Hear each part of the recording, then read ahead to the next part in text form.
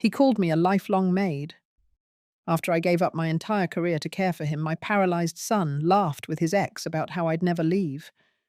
I stood at the sink, hands trembling, feeling like a ghost in my own house. So when I discovered where all the money had gone, I made a choice he never expected. What happens when a mother stops being silent? I was 70 when it finally hit me that I had become invisible in my own home. Bryce needed me, or so I told myself every single day. Since the accident 10 years ago, I'd built my life around him.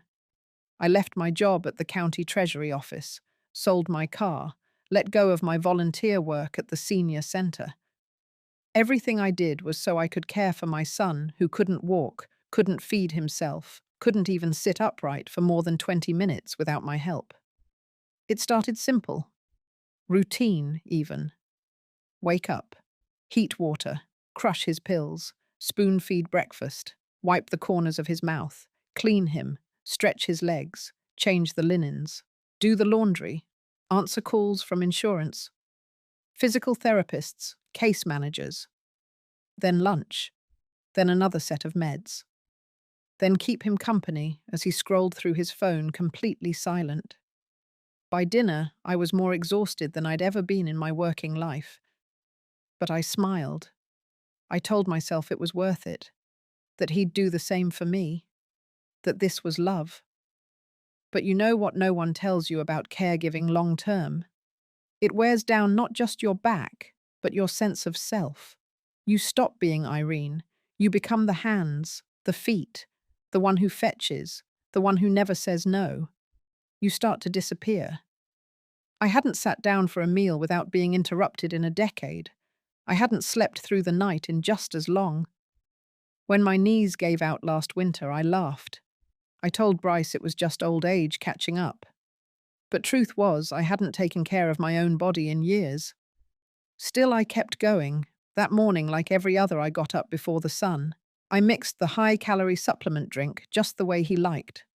Wiped down the remote. Checked the heater. Rolled up the blinds so he could see the street. I brought his breakfast tray to his room, same as always. He didn't look up, just said flatly, "Set it there." Not a thank you, not even a glance. I told him I'd be back in 20 minutes with his meds. He nodded without speaking. I went to the kitchen, stood over the sink with both hands on the counter, and just stared at my reflection in the little window above it. I barely recognized the woman looking back. Wrinkles deeper than I remembered. Shoulders sagged forward. Eyes tired in a way makeup couldn't fix. I didn't feel sad. Not yet. Just numb.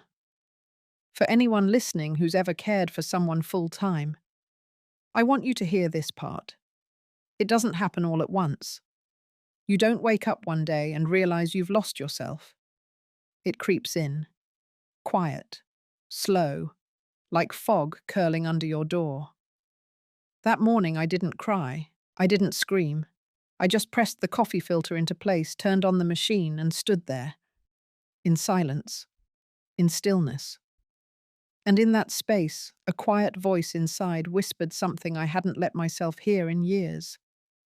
You deserve to breathe. Even if it's just once. Just for you. I was rinsing the breakfast dishes when I heard his voice carry down the hallway. Not loud, just clear. The tone didn't match the morning's silence. It was sharper, lighter. He was laughing, a sound I hadn't heard in weeks. I paused, towel in hand, and listened. Yeah, she's not going anywhere. Lifelong maid, I swear. Food shows up, bed gets changed, house cleans itself. All I have to do is sit here. Then a female voice responded, muffled but familiar. Laughter again. Then more words from Bryce, joking about how I'd probably outlive him and still be folding his shirts at the funeral. I stood frozen by the sink. The plate slipped from my hand into the water, the splash, barely registering. That word stuck to me. Maid. Not mother. Not caregiver. Not the person who gave up everything to be there. Maid. He said it like it was normal, like it was expected, like that was all I ever was to him. I didn't move. Couldn't. My hands were wet, but the water felt cold in a way that touched bone. I kept waiting for it to be a joke, maybe a laugh, maybe a follow-up to say he was kidding, but the conversation kept going light casual, like they were talking about a delivery service or a piece of furniture. Savannah. It had to be her. That same high, airy tone. I hadn't seen her since the early days of the accident, back when Bryce still had visitors, before she drifted off, saying it was too hard, too much to handle. And now she was back, calling like nothing had happened, laughing like she'd never left. I stepped away from the sink, dried my hands, and stood in the doorway out of sight. His bedroom door was cracked open. The television was off. His phone screen lit up in his lap. I could see his face, relaxed, happy, almost smug. Something in my chest tightened. I turned and walked to the laundry room, closed the door behind me, leaned against the dryer. The room smelled like detergent and heat. I let myself breathe there, quiet, contained. No tears came. I waited for them, but nothing. Just a steady buzz in my ears like the hum of the washer. My throat felt thick, my back stiff, my mind blank. He meant it. He really did. It wasn't a mistake. It wasn't a one-off joke. It was how he saw me now. A permanent fixture. Expected. Undervalued. Forgettable. I thought back to a day last month when I had a migraine so bad I couldn't see straight. I still got up. Still cooked. Still fed him. I had to sit on the floor halfway through folding his bedsheets because my vision blurred. He never noticed. Never asked. I remembered the time he cut me off mid-sentence while I was telling him about a letter from an old friend. He turned the volume up on his phone and said I was rambling. It had been there. The signs. The small slips of dismissal. The little comments that chipped at me until I was hollow. But this time was different. This time he said it out loud. To someone else. With pride. I stayed in the laundry room until my breath evened out. Then I walked back to the kitchen, cleaned up the rest of the plates, took a deep breath. Then I opened the file drawer, the one where I kept the paperwork, insurance, medical files, property records. I didn't know what I was looking for yet, but I knew this much. Something had shifted, and I was done pretending it hadn't. The drawer had not been opened in years. I pulled out the folders, slowly careful not to bend the corners. The manila ones in the back held older documents. Original house deed. Life insurance policy from when my husband was alive. Bank statements. Notes from social workers and therapists who used to visit after Bryce's accident. The more recent ones sat near the top. Medical authorizations, state care benefits, power of attorney. I flipped through each paper, not sure what I was hoping to find. But something inside told me to look. Near the bottom of one folder was a notarized document I didn't remember signing. I sat at the table, turned on the overhead light, and read it twice. Then a third time slower. It was a property transfer agreement. The house was no longer under my name. It now listed Bryce as sole owner, effective 6 months ago. I stared at the line with my signature. It looked like mine. Tilted just right, the loop on the L the way I always wrote it. But I had never signed that form. I would have remembered. My hands started to sweat. Behind that I found a letter from our financial advisor. A follow-up to a conversation confirming Bryce's request to redirect the monthly government disability deposits into a separate account. Not our joint one, a new one, under the name of someone else. Savannah Delaney. I felt my throat tighten. I flipped back through the documents, searching for context. There was a printout from a virtual consultation with a lawyer, notes taken in Bryce's handwriting. The date circled in red ink, was the same week Savannah reappeared in his life. My stomach turned. I thought of the groceries I had skipped so he could have his protein powder, the bills I delayed to pay for the widened doorways, the hospital bed, the ramp. I had taken out a small loan against my pension to afford the electric lift we installed in the bathroom. All of it. In this house. And now it wasn't mine. Not even in part. I set the documents down and stood up. My knees cracked. My back ached. But the pain felt distant, like it belonged to someone else. I went to Bryce's room. He was watching something on his tablet headphones in his head, propped against the pillow. I stood in the doorway until he noticed me. He looked up. His expression didn't change. No guilt, no concern, just impatience, like I had interrupted something important. I told him dinner would be late. He nodded and turned back to his screen. I didn't mention the papers. Not yet. I needed time, space to think. Back in the kitchen, I poured myself a glass of water, sat at the table, and stared out the window. The front lawn needed mowing. The trash bins were still out from Monday. Small thing I always took care of, without asking, without thanks. But now I was seeing them for what they were. Signs. I went back to the file drawer, found the binder with old voice memos from Bryce's rehab sessions. I remembered recording them to help him with speech therapy. But now I scanned the dates, found the ones from the month of the transfer, played one. It was him speaking slowly, reading back a list of items the therapist had written out. Food prep, bathroom help, transfer from bed to chair, light cleaning, bill payments. Then a pause, followed by his voice quiet but clear. Mother does all that. She always will. The words hit me differently now, not with gratitude, but with assumption. That night I sat on my bed, the folder still in my lap, and felt something settle deep in my chest. Not anger, not yet, but awareness, the kind you can't unsee once it shows up. And I knew the moment I found those signatures that something fundamental between us had broken. Quietly, cleanly. And I wasn't going to let it be put back the way it was. The next morning I got up at 5, same as always. I moved through the kitchen on autopilot. Kettle on, supplements mixed, tray wiped. The routine helped me stay numb, safe. But the papers I found the night before kept flashing in my mind like hazard lights.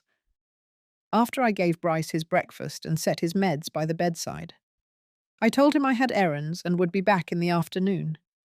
He didn't ask where I was going, just nodded, eyes on his tablet.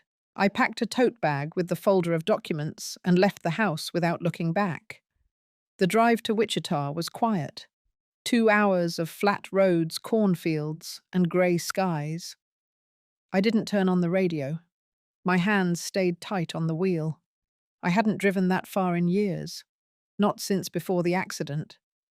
But muscle memory took over. My body remembered what freedom felt like, even if just a little. I parked in front of George's house around 10:30.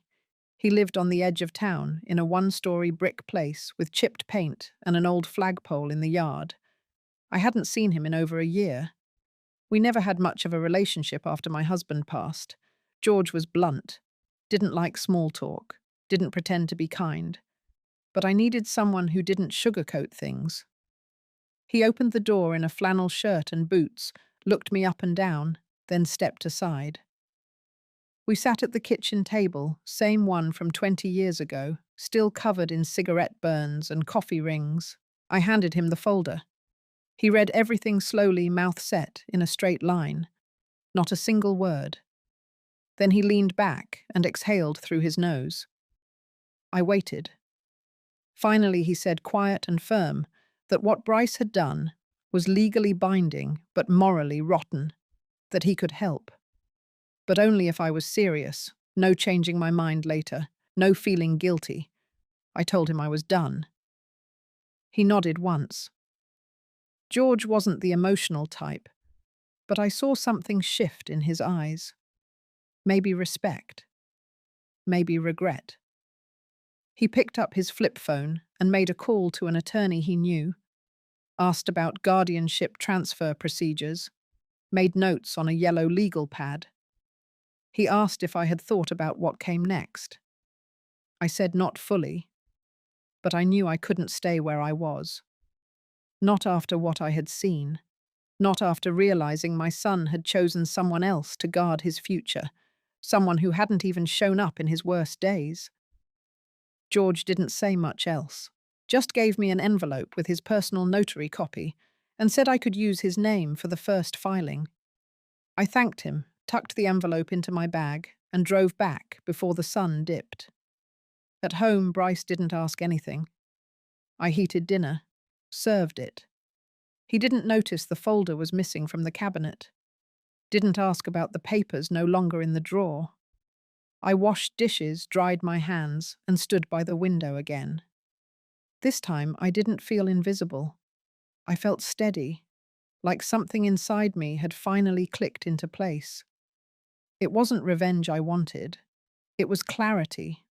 A line had been drawn, and I had decided once and for all to stand on the side that remembered who I was before I became just hands, just routine, just someone to keep the wheels turning.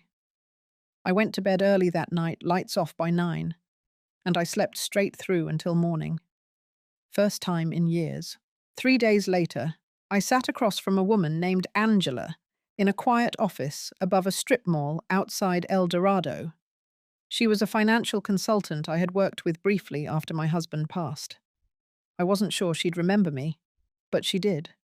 She even offered me tea, chamomile. I accepted. I handed her the same folder I had given George. Angela went through the papers, carefully flipping pages with short, sharp fingers. Her expression didn't change much, but I noticed the way her eyes narrowed at the third document. She read the account transfer authorization twice, then pulled out a yellow legal pad. She asked a few quiet questions. I answered honestly. No. I hadn't signed anything in person. No, I wasn't consulted before the assets moved. Yes, I had handled most of the spending on Bryce's care for years, out of pocket, from my pension, sometimes on credit. She nodded and circled a number at the bottom of a printed ledger. That number stuck in my head for hours after. 34,500. That was the total withdrawn from the joint health expense account Bryce and I had shared.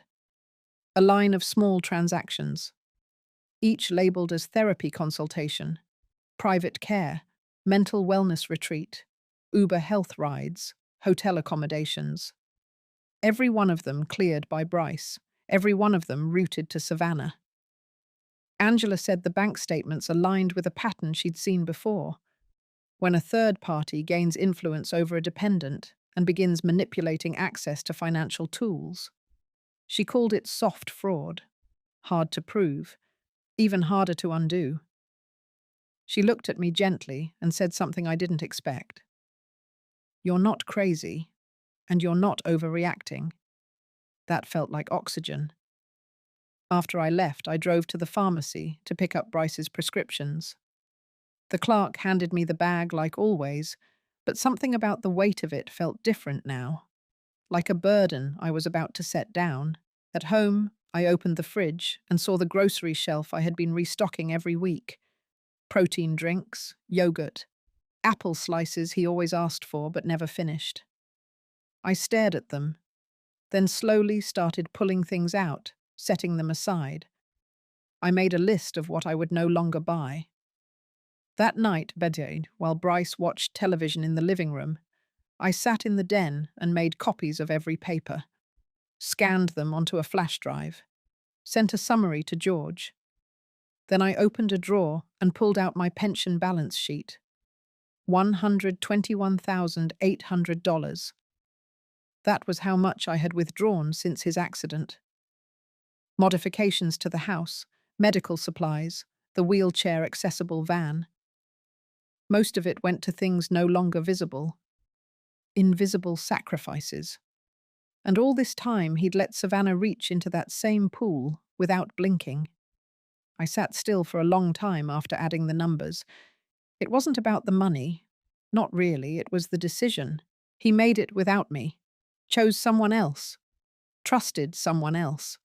Let someone else use what I had built. And he didn't even think I'd notice. I folded the papers back into the folder, placed them in a zip bag, and put it under the cushion of the chair in the den. I wasn't ready to leave yet, but I was ready to protect myself. Something had shifted again, not louder, just deeper, and it was starting to show in every quiet choice I made. George showed up on a Thursday afternoon with a flash drive and a paper bag full of pears from the tree behind his house. He didn't knock, just walked in the way people do when they've known the house long enough to know where the creaky step is. He handed me the bag and sat down without a word. I waited while he pulled his reading glasses from his coat pocket and opened the small manila envelope he had brought. Inside were 3 printed photos, a short report, and a transcript.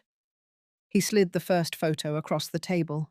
Savannah, standing beside a man I didn't recognize cutting a birthday cake, her hand on his shoulder. Wedding ring visible. Date stamp from almost 2 years ago, in Missouri.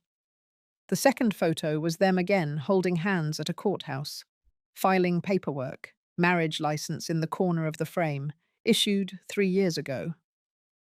George didn't say much. He let the photos speak. But his face was hard. He passed me the transcript next. A short recording had been taken by a private investigator through public social media and an anonymous tip. A casual conversation, Savannah bragging about how she kept Bryce thinking she might come back. Her words exact. It's like printing money. He signs anything I tell him. Poor guy still thinks I'm waiting for him. I didn't blink. I didn't speak. George looked at me then, waiting to see if I'd break. But there was nothing left to break. I set the photos aside and folded the report neatly, placed it in the folder with the others. Then I stood up, poured George a cup of coffee and asked him to stay for dinner. We ate quietly. Bryce stayed in his room that night, said he was tired. He didn't know George was there. I didn't tell him. There would be time for that later. After George left, I washed the dishes slowly, my hands steady, my chest calm. It was strange. For so long I thought the worst thing that could happen had already happened. The accident, the loss, the responsibility. But I was wrong. This was worse. Knowing that the one person I gave everything for had let someone else exploit my care, my sacrifice, my trust. And for what? For an illusion, for a woman who had already moved on, who had never planned to stay. I sat on the porch just after midnight, blanket over my knees folder resting on my lap. It wasn't sadness I felt. It was quiet. A stillness that came not from giving up, but from finally knowing the full shape of the truth. All the doubts, all the second-guessing, all the cracks in my confidence, they stopped. Because now I had proof, not just of Savannah's lies, but of Bryce's silence. He had known. Maybe not everything, but enough. Enough to know she wasn't clean. Enough to feel the shift. Enough to question it. And he didn't. He let it happen. The kind of betrayal that doesn't come with screaming or fists. The kind that settles in the bones. And that night I finally understood the difference between staying out of love and staying out of habit. And I knew I wouldn't stay out of either anymore. I waited until Saturday to say anything. Not out of fear, not out of uncertainty, just out of order. I needed time to decide what to say and how to say it. I wanted the moment to be exact, final, not messy. I woke early and made his breakfast the same way I always did. Scrambled eggs, wheat toast, half a banana, no supplements, No protein powder, just food, plain and simple. I set the tray on the table beside his recliner and told him I needed to talk. He kept his eyes on the television, flicking through channels like none of them interested him. I waited. Eventually he muted the volume and looked up. I didn't hold the folder or the photos or the transcript. I didn't need to. I told him I knew everything. I told him about the account, about Savannah's withdrawals, about the marriage license, about the fake therapy receipts. I told him I had spoken to George, to Angela, to an investigator. I told him I had seen the video, heard the words. His face stayed flat for a second too long. Then came the first crack, a twitch in his lip, a shift in his shoulder. His fingers clutched the edge of the blanket like a child trying to hold on to something that was already gone. He opened his mouth. I held up my hand. I wasn't looking for an apology. I wasn't looking for a story. I told him I was leaving. I told him I had filed for removal as his guardian and that the court would be transferring oversight to George, effective the following week. I told him the groceries would stop arriving. The bills would be handed off. The keys would stay on the table. He asked me how I could do this. His voice thin, weak. I told him he had done it first, when he stopped seeing me, when he handed off my sacrifices to someone who vanished when things got hard, when he let someone else steal not just money but years.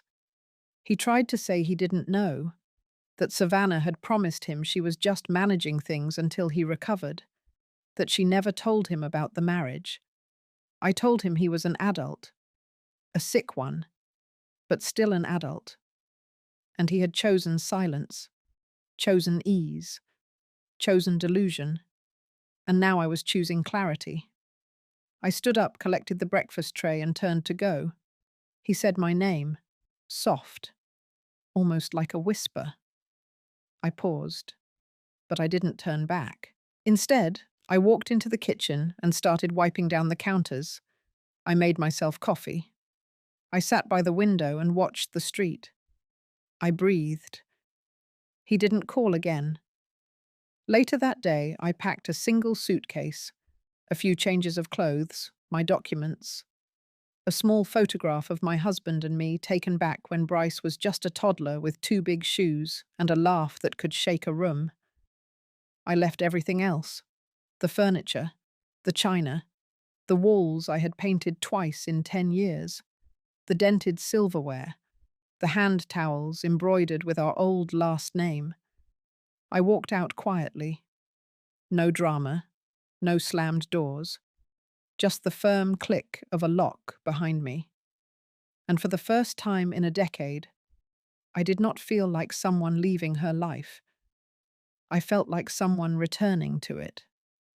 The apartment was small, 1 bedroom, no yard, no porch swing or wide open windows like the house I left behind. But it was mine. The day I moved in, the manager handed me the keys and a single sheet of rules printed in large font. No smoking, no pets. Quiet hours after 10. I nodded, signed the lease, and closed the door behind me. The walls were pale yellow, the carpet rough beneath my shoes. The light in the kitchen flickered once before settling. I unpacked slowly, 1 box at a time. I placed the photo of my husband on the dresser. I folded the same towel I had used during my first year of marriage. I brewed a cup of tea and drank it standing up, staring out the window at the parking lot. No one waved. No one noticed. And still I felt more seen than I had in years. There were no calls, no requests, no trays to prepare, no meds to crush, no silence to tiptoe around. Only the ticking of the microwave clock and the low hum of my own breath. That night, I slept without waking. The following morning, I walked to the small grocery store 2 blocks away. I carried 1 reusable bag, bought a loaf of sourdough, 1 apple, a jar of peanut butter, the kind with the oil on top that needs stirring. No dietary supplements, no protein blends, no medical labels. I paid in cash. At home, I toasted the bread and sat at the kitchen counter. The chair was stiff, the view was dull, but the stillness tasted like freedom. I chewed slowly. My hands didn't tremble. In the afternoon, I opened a blank notebook and started to write. I didn't know what I was writing yet. I started with a sentence.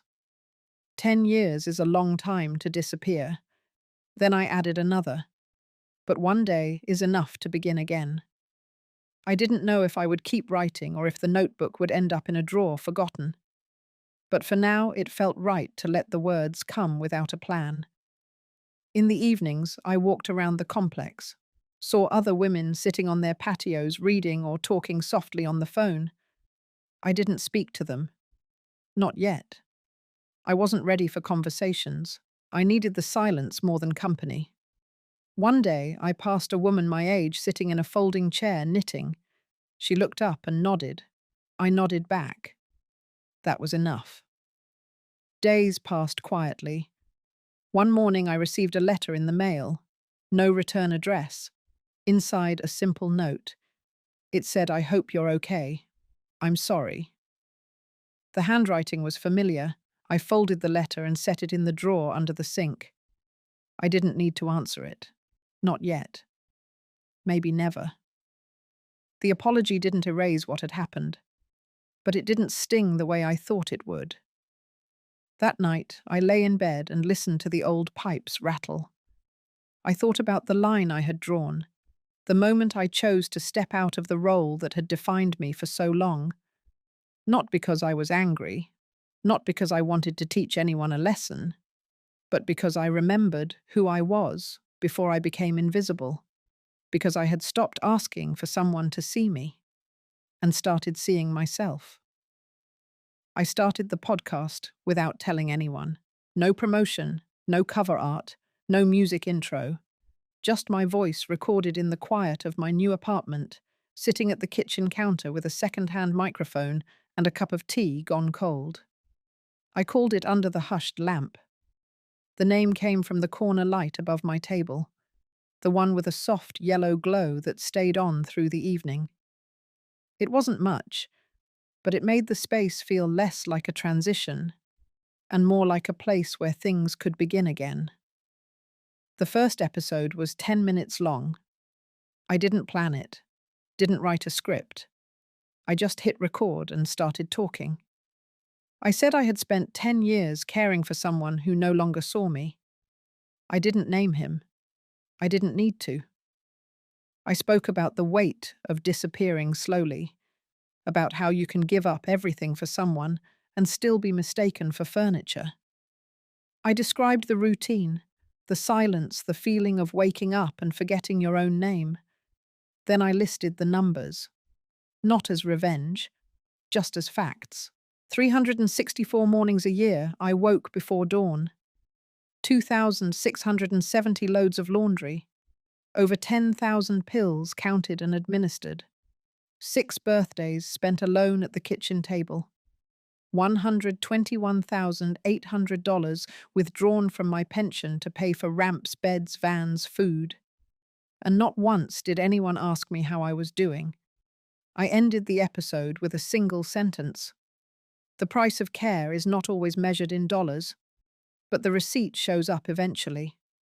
Then I clicked save. I didn't expect anything to come of it. I wasn't chasing attention. I just needed a place to lay the truth down, somewhere outside my body. I uploaded it and shut the laptop. 2 days later, a comment appeared. Then another.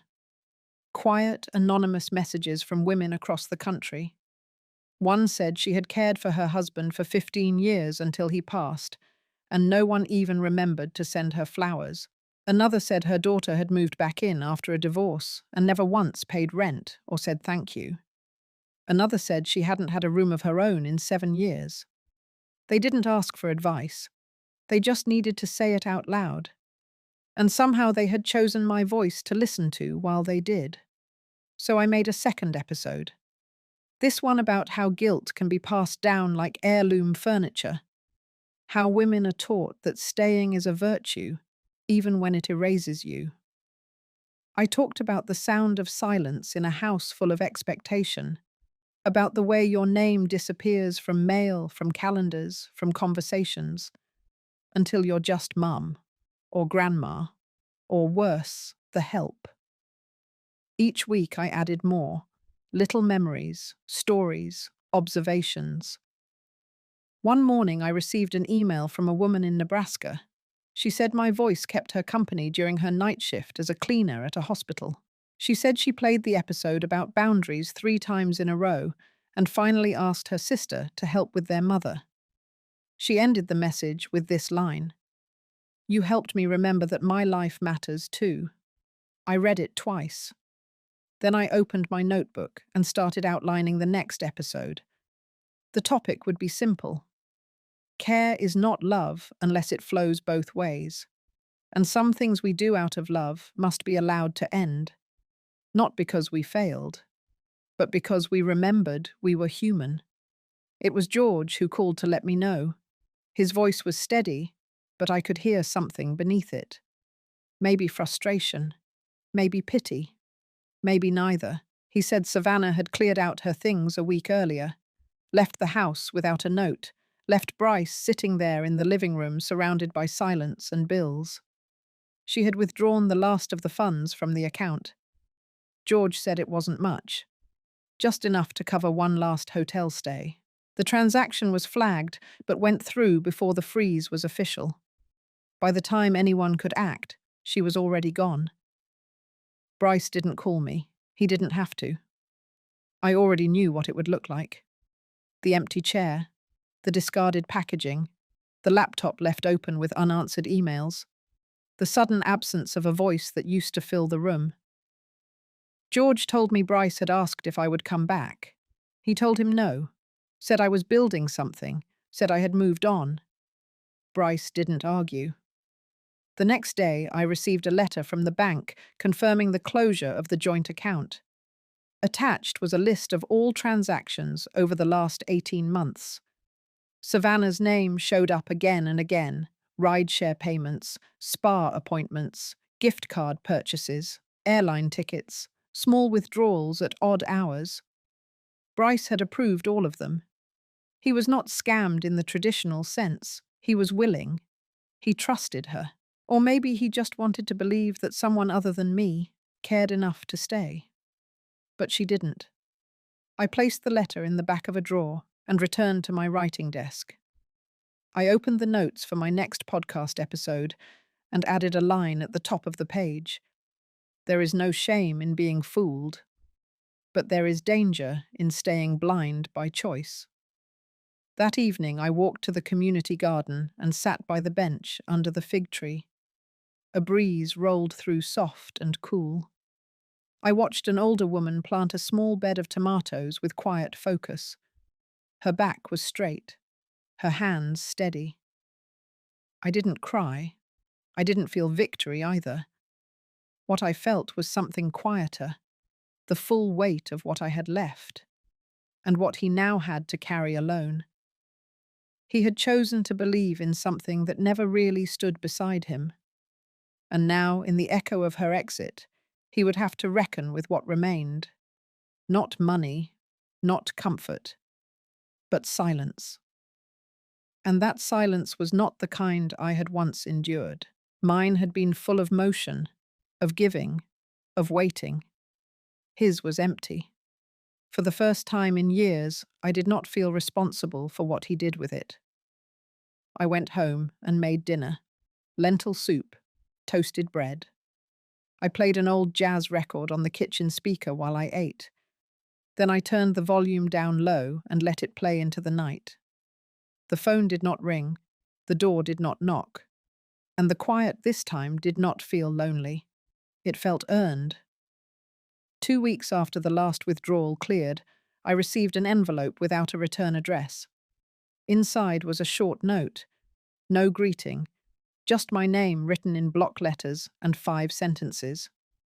I messed up. I know that. She left and took everything. I don't expect anything from you. I just wanted you to know I'm sorry. I hope you're okay. It wasn't signed, but I recognized the handwriting. I folded the paper and placed it in the drawer next to the first letter. I didn't cry. I didn't feel relief, just a faint pressure in my chest that came and went like a passing breeze. That afternoon, I walked to the library downtown. They had a quiet room with big windows and padded chairs. I brought my notebook and sat in the corner near the biography section. For 2 hours I wrote. Not about him, not about her, about me.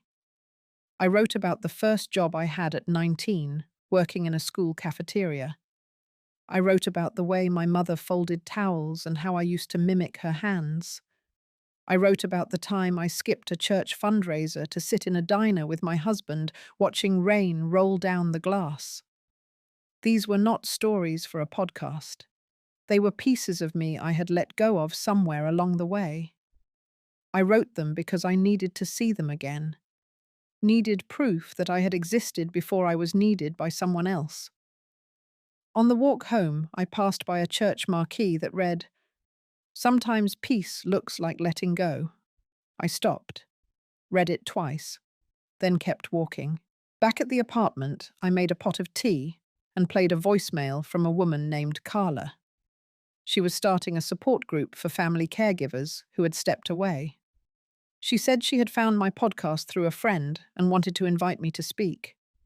I didn't respond right away. I wasn't sure if I had anything to offer beyond my own quiet truth. But something about the timing made me pause. The idea of standing in front of a room, not as a caregiver, not as someone recovering, but as a full person with a story that had edges and weight. That evening I wrote down 5 words. I am still becoming myself. I didn't know what came next, but I knew what would not return. The silence that once haunted me now served as a kind of border, a line between what was and what would be allowed again.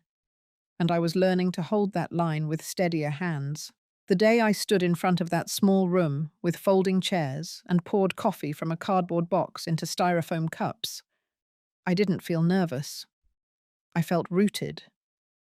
The women gathered slowly, some with clipboards, some with tired eyes, all with stories that weighed the same even if they wore different names. I didn't read from notes. I told them about the quiet unraveling, about how easy it is to become useful instead of whole. I told them how I lost my name in the routines, how it took 10 years and one sharp truth to find it again. I didn't cry. I didn't raise my voice. I just spoke plainly, like I was sitting at my own kitchen table. When I finished, no one clapped. They just sat with it. And I let the silence stretch, because silence no longer made me feel forgotten. It made me feel heard. Afterward, a woman about my age came up and pressed a folded slip of paper into my hand. It said, "You gave words to something I didn't know I was allowed to feel." That night, I walked home under a sky without clouds. No weight, no fog, no ghost tugging at the edges. I opened my notebook one last time that evening and wrote one sentence. This is not the end. This is me returning to myself. And for the first time in years, I closed the book without needing to explain what came next. If this story touched something inside you, I hope you'll carry it gently. Maybe you've been the silent one, the invisible giver. Or maybe you've just needed to hear someone say your care matters, but so do you. I tell these stories not for sympathy, but for recognition. If you've ever felt lost inside your own life, you are not alone. And if you're reclaiming your voice, even slowly, even quietly, I'm right here with you. Thank you for listening.